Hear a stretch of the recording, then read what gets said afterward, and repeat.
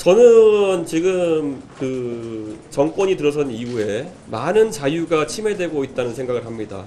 그리고 그 중에서도 많은 국민들을 대신해서 또 이렇게 질문을 던지고 또 그 질문을 국민들에게 다시 전달하는 방송 영역에서의 자유가 많이 침해되었다 이렇게 생각합니다. 실제로 지난 한 1년여에 걸쳐서 이런 문화가 계속되다 보니 정치인들이 사실 국민을 대신하는 언론의 질문에 답을 안 하고 도망가는 경우도 굉장히 많아졌다. 저는 그런 생각을 합니다. 근데 이런 문화가 잘못된 것만큼 또 그리고 우리가 봐온 것은 어느 때보다도 방송 진행자와 그리고 정치 패널 등에 대한 직접적인 규제도 많아지고 있는 상황이고 실제로 방송을 천직으로 알던 많은 간판급 진행자들이 자리를 떠난 것을 우리는 목격했습니다. 근데 이것이 얼마나 국민의 알 권리를 침해하는 것인지에 대해 가지고 개혁신당 구성원들이 모여서 논의하면서 이것이 가장 중요한 어떤 정책 중에 하나다라고 해서 일반적으로 지금까지 정당들이 경제나 아니면은 안보 등의 이슈를 맨 앞에 세웠던 것과 다르게 저희는 국민의 알 권리를 맨 앞에 세우겠습니다. 저는 이렇게 생각합니다. 저희가 임명동의제를 한다는 것은 사실 그 방송 노동자들에게 매우 강력한 비토권을 부여하는 것이다. 이렇게 생각합니다.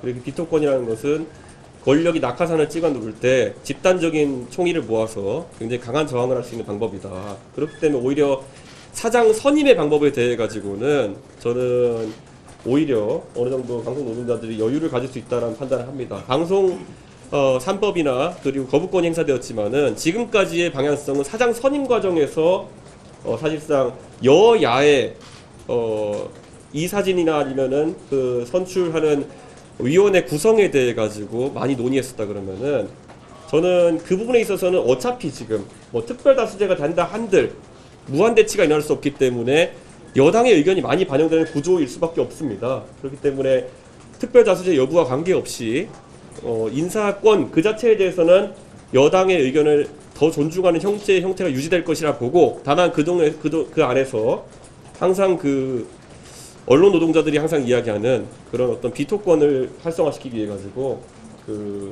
지금까지는 일부 언론사에서 단체 협약을 통해 가지고 보도국장이나 아니면은 또 편집국장에 대해 가지고 이런 것들이 진행된 바 있고 또 민영방송사에서도 사장 임명 동의제가 진행된 바가 있습니다. 그런데 적어도 공영방송사에 대해서는 이것을 앞으로 저희가 22대 총선이 지난 뒤에는 법으로 강제할 수 있게 하겠다가 이번 저희 생각의 골자이고요. 저는 제가 패널로도 많이 나가 봤기 때문에 실제로 편향성이 우려되는 분도 일부 있었다라고 일부 있었다는 걸 이야기하고요. 제가 또 언론을 천직으로 여기던 분들이 여러 가지 이유로 본인의 이름을 달고 있던 프로를 벗어나서 뭐 해외에 지금 연수가 계신 분도 계시고 여러 가지 좀 안타까운 처우를 받고 계신 분들이 계신데 사실 그것은 사내 노동자나 아니면 외부 진행자나 공이 지금 나타나는 현상이다. 저는 이렇게 생각합니다. 그리고 그렇다고 해서 제가 아까 말했던 편향성 지적을 받은 사람들에 대한 편향성 지적 모두에 동의하는 것은 아닌 게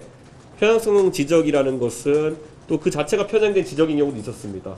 그렇기 때문에 저는 아주 구체적인 사례를 들거나 아니면 또 모두를 싸잡아가지고 실제 방송을 떠나게 계신 분들이 편향성 논란이 있었다고 인정하지 않습니다. 저는. 네, 그것은 말 그대로 오히려 경영진의 편향성 때문에 물러나게 된 분도 있다라고 제가 확언해서 말씀드리겠습니다.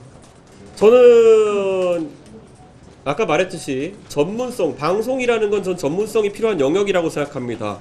그런데 전문성이 없는 인사가 어떤 이유로 예를 들어 보통은 그 공기업의 어떤 전문성이 없는 사람이 갈 때는 경영에 대한 전문성이라도 가지고 가는 경우 많은데 사실은 방송에 대한 전문성과 경영에 대한 전문성이 양쪽으로 없는 그런 분이 사장으로 선임되는 과정은 어떤 다른 의도가 있다고 해석될 수밖에 없는 부분이 있고 그것이 방송사의 어떤 논조라든지 아까 말했던 보도 부문의 어떤 특정한 방향성을 강제하기 함이 아니냐라는 지적은 있어 왔고 저는 일정 부분 거기에 공감합니다.